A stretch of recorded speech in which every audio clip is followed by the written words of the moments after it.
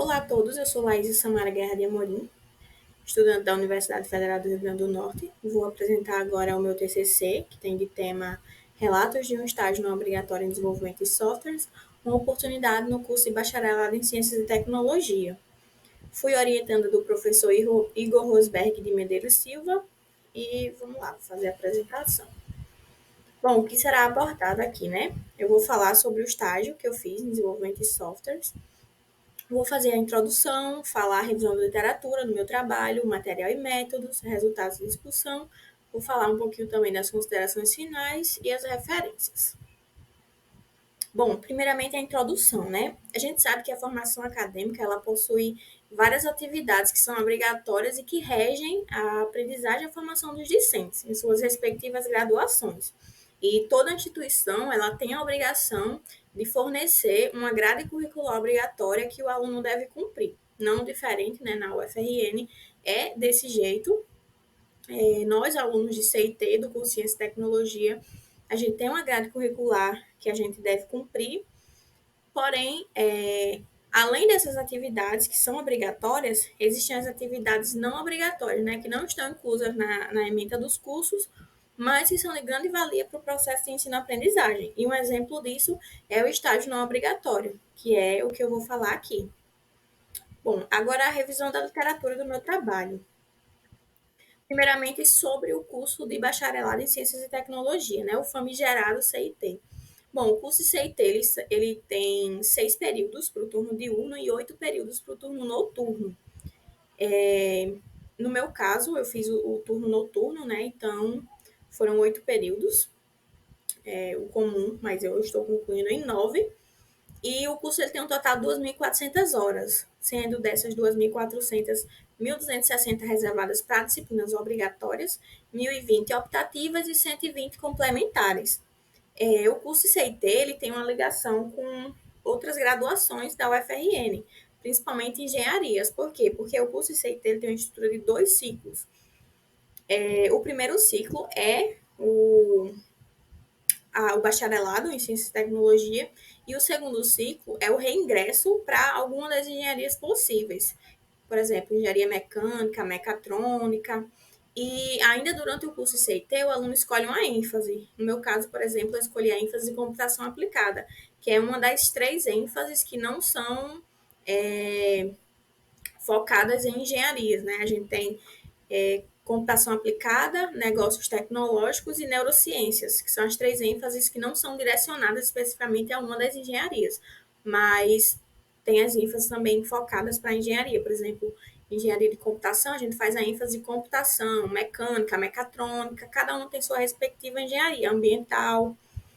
E aí, com a ênfase, o aluno tem mais chance de conseguir o segundo ciclo, né? Tem prioridade. Mas não fazendo a ênfase, o aluno também pode se inscrever para tentar o reingresso no segundo ciclo. Bom, falando agora sobre os dados de estágio do bacharelado de CIT, né? Na UFRN no ano 2023. Segundo a coordenação, né? O cadastro dos estágios só foi iniciado, na verdade, em 2018. Eu consegui com eles os dados no mês de junho e eles me forneceram aqui esses dados.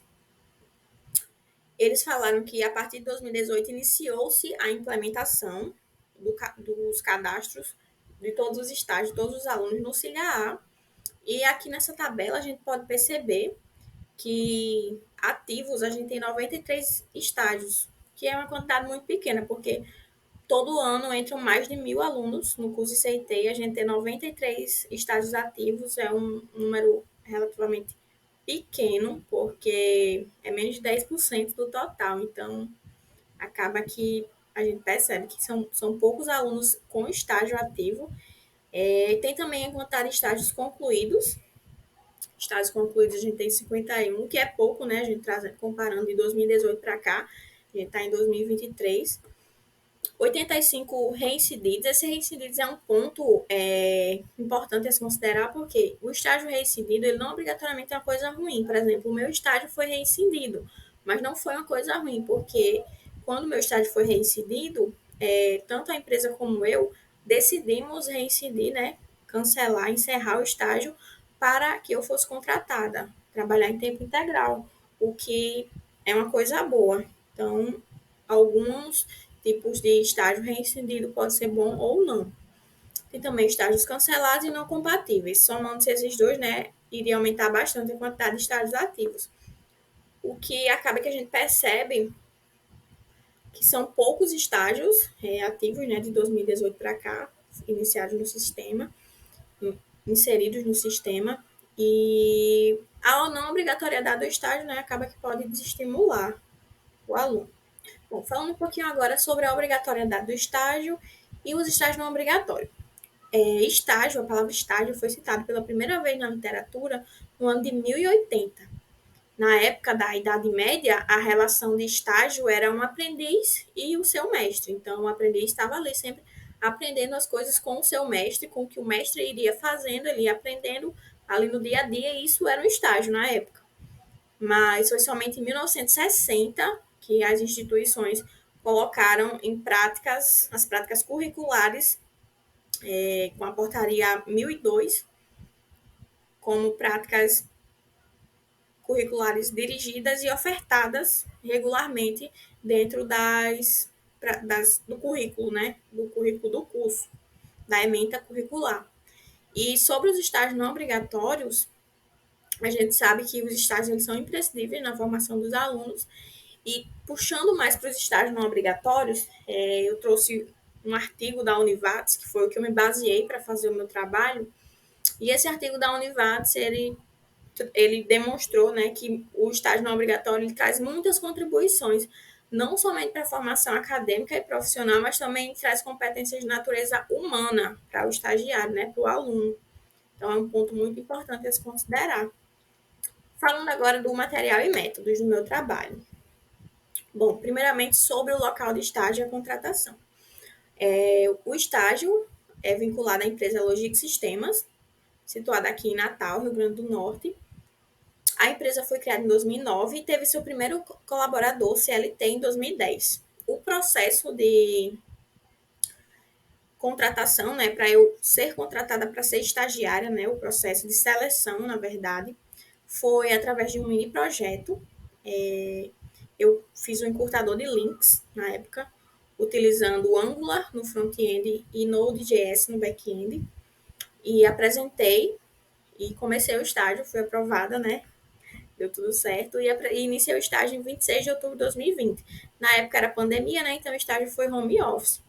O estágio durou até 9 de dezembro de 2021. Quando completou um ano, né, em 26 de outubro de 2021, a empresa ofertou a renovação do estágio, eu aceitei, mas aí 2 meses depois de renovar, quando foi em novembro de 2021, eles ofertaram a contratação e eu aceitei, né? A contratação eu iniciei como CLT mesmo em 20 de dezembro de 2021, como desenvolvedora júnior.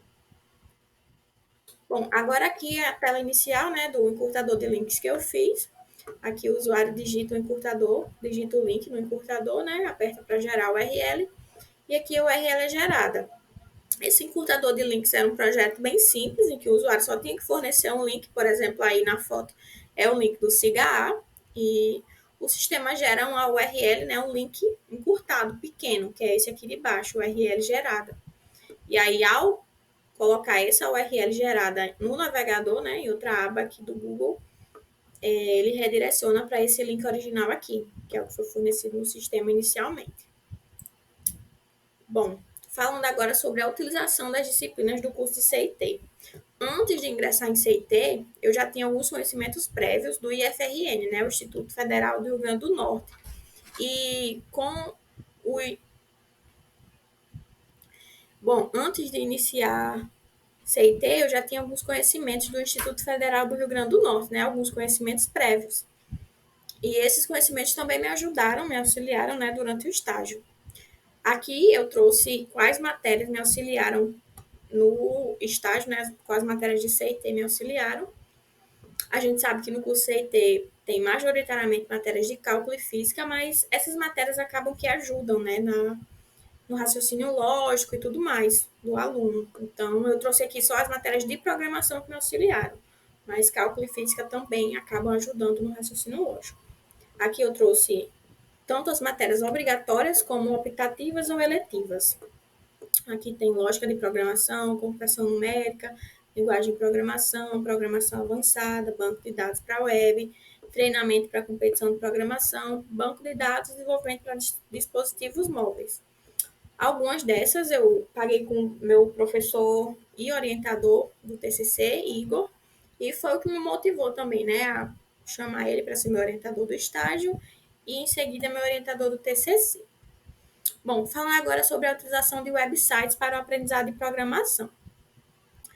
Durante o estágio, obviamente, tinha alguns conhecimentos que eu ainda não possuía, então eu tive que correr atrás de algumas metodologias ou plataformas para me auxiliar, para que eu pudesse aprender e resolver as tarefas. Algumas dessas plataformas foram Rocket City, Alura, Udemy, YouTube e Stack Overflow. Aqui eu coloquei uma tabela no meu trabalho, né, falando da contribuição de cada uma dessas plataformas. Eu tenho aqui algumas fotos delas.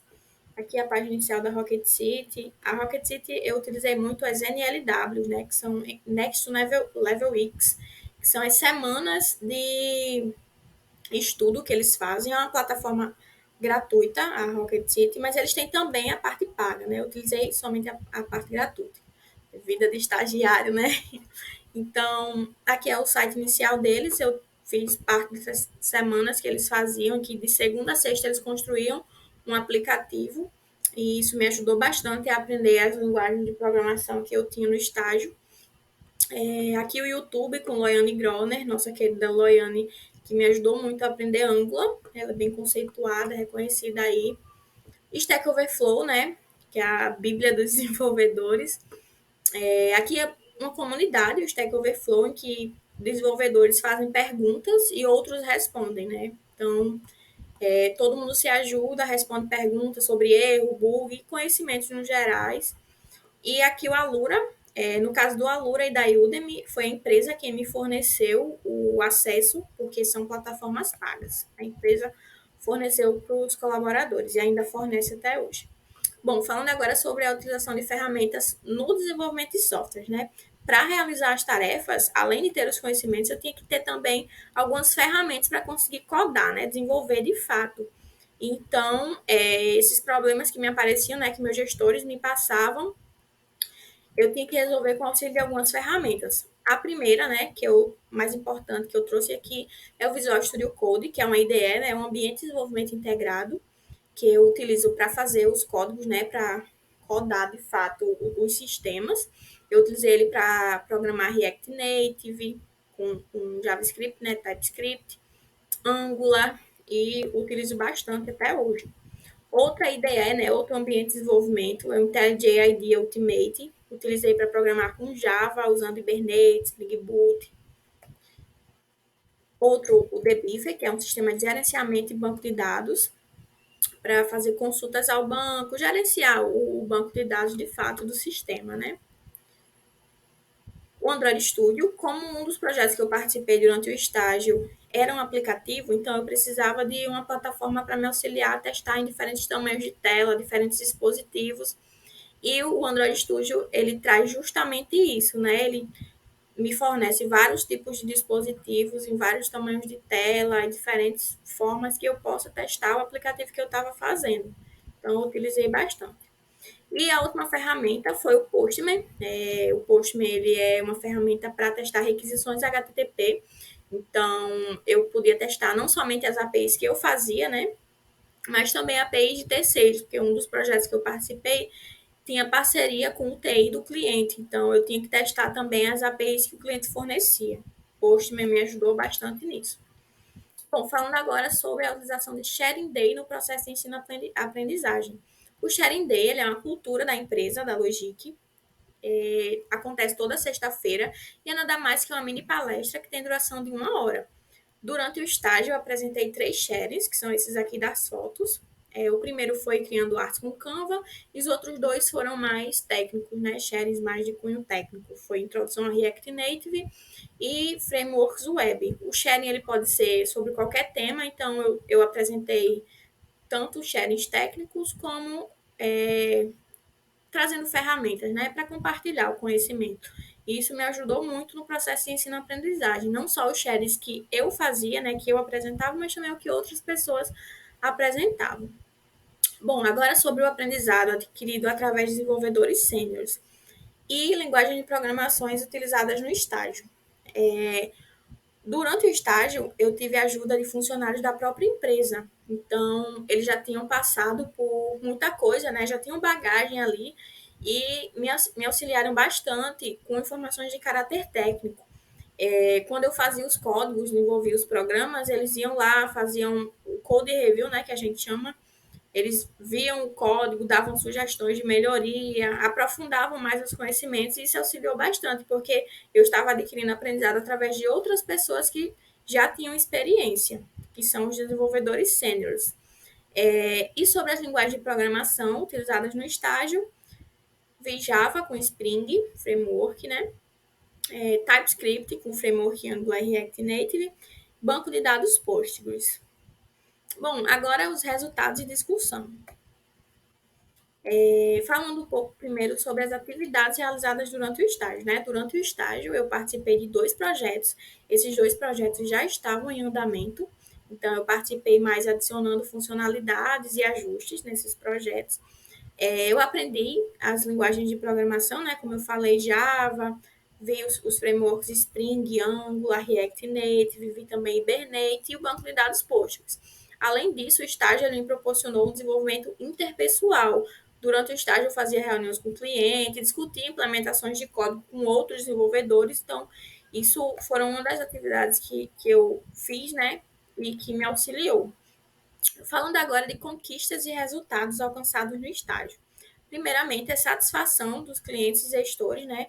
Nos 2 projetos que eu participei, eles receberam elogios dos clientes e dos gestores, o que era muito bom, não só para mim, mas para todo o time, né? E para a empresa. Um dos projetos que eu participei teve um evento, né, para fazer a divulgação. Eu tive a oportunidade de estar lá, até a governadora do estado estava lá, não estava com a pipoquinha box dela, mas estava lá e eu gostei bastante de participar, foi uma experiência muito boa. E além disso, o desenvolvimento pessoal e profissional meu, né? Eu amadureci bastante durante o estágio, não somente em relação à área técnica, aprendendo sobre programação, né? Mas também conhecimentos e habilidades de cunho interpessoal, né? Como eu falei.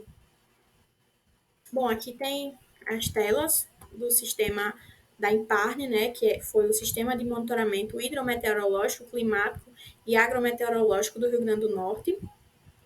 As telas que eu mais trabalhei foram essas, aqui a tela inicial, relatórios, que era um sistema para monitoramento de chuva, agricultura, hidrometeorologia também no geral, aqui geração de selos, e aqui tem a foto do dia lá do evento, eu, os colegas de trabalho e o pessoal lá da Imparne. E esse foi o sistema, né? Foi bem legal participar.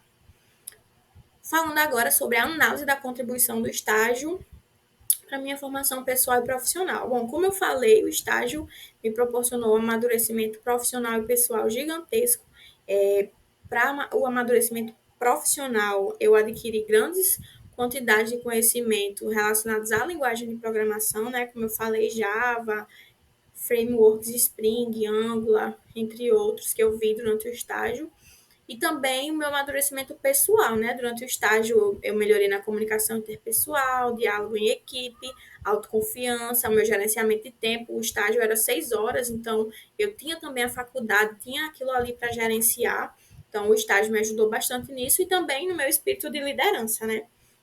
Outro ponto, a experiência adquirida com o estágio, eu percebi que foi excepcional eu ver ali como era de fato o mercado de trabalho, como era a vida real profissional do mercado de trabalho, né, como tudo funcionava e me possibilitou direcionar planos futuros.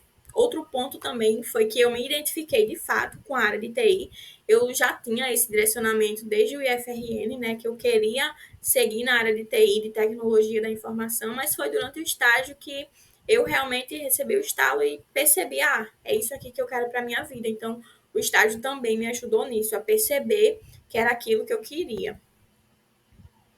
Bom, falando agora atualmente, né, após o estágio, Eu trabalho como desenvolvedora júnior na empresa, exerço lá um cargo de liderança, auxiliando em feedbacks, integração de novos membros, apresentação dos projetos que participei. Estou concluindo o curso de Ciências e Tecnologia, finalmente, e tenho previsão de crescimento na empresa. Aqui tem algumas fotos, aqui o pessoal na comemoração do aniversário do mês. A empresa toda se reúne, né? Tem a sede aqui em Natal. Aqui uma reunião que a gente fez de um dos projetos, eu disse, pessoal, vamos tirar uma foto para o meu TCC. E aí a gente estava, reunião aproveitou para tirar a foto. E aqui foi uma oportunidade que eu tive de ir com o pessoal da empresa, né? Um dos sistemas que eu estou desenvolvendo agora é de gestão de petróleo, então eu tive a oportunidade de ir conhecer os poços de petróleo para entender mais e ter mais contato com o cliente, né? Foi uma oportunidade bem bacana. Bom, agora as considerações finais.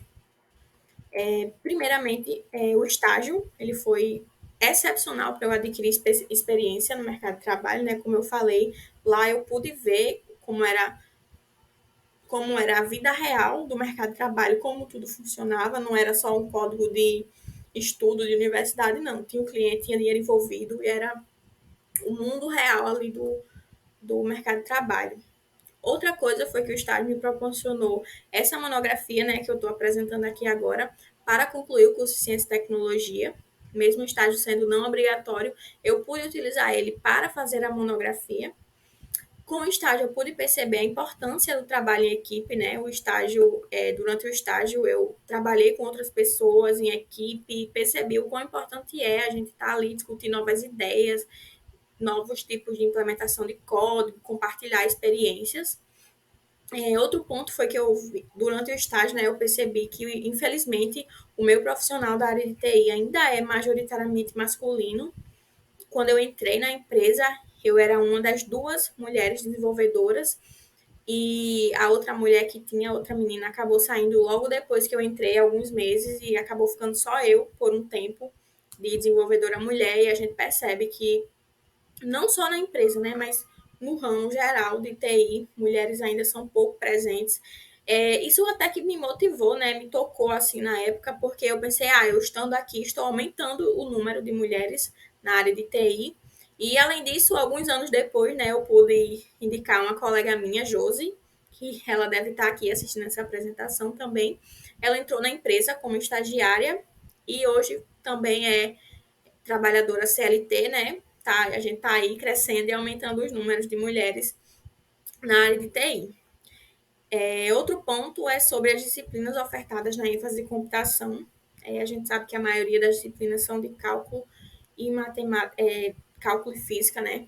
Tem muita matemática, mas eu gostaria que tivesse outras matérias de programação, porque tem poucas atualmente, e quando tem, são ofertadas mais durante o dia, são matérias diurnas, e se essas matérias fossem ofertadas durante a noite, ajudaria bastante, porque após eu sair do estágio, né, fui trabalhar em tempo integral e acaba que dificulta eu conseguir pagar matérias durante o dia. Então, não só eu, mas outros alunos também seriam beneficiados se essas matérias fossem ofertadas durante a noite, se tivessem mais matérias, né, como teste de software, metodologias ágeis, seriam matérias importantes que poderiam ser integradas na grade curricular do curso. E, por fim, né, outra última consideração é o meu crescimento pessoal e profissional. O estágio me ajudou bastante, como eu falei, cresci não só profissionalmente dentro da empresa, em que eu saí do estágio, fui contratada, consegui um cargo de liderança, mas também de cunho pessoal, né? Eu melhorei no meu gerenciamento de tempo, melhorei no meu espírito de liderança, melhorei nas soft skills, que como que chamam, né? Então, o estágio foi uma oportunidade excelente. Bom, mostrando aqui a apresentação do TCC, aqui foi o dia que eu apresentei, o pessoal da empresa assistiu também, tinham várias pessoas no dia, a apresentação foi online, e aqui foram os 3 professores que estavam na banca, e o professor Igor, que era o meu orientador, que foi após a apresentação, né, a gente tirou a foto. E agora, uma formatura, né, concluindo o curso, agora vamos para a colação de grau. E é isso, muito obrigada a todos que assistiram. Eu trouxe a frase que eu coloquei no meu trabalho: o conhecimento dirige a prática, no entanto, a prática aumenta o conhecimento. É isso, muito obrigada.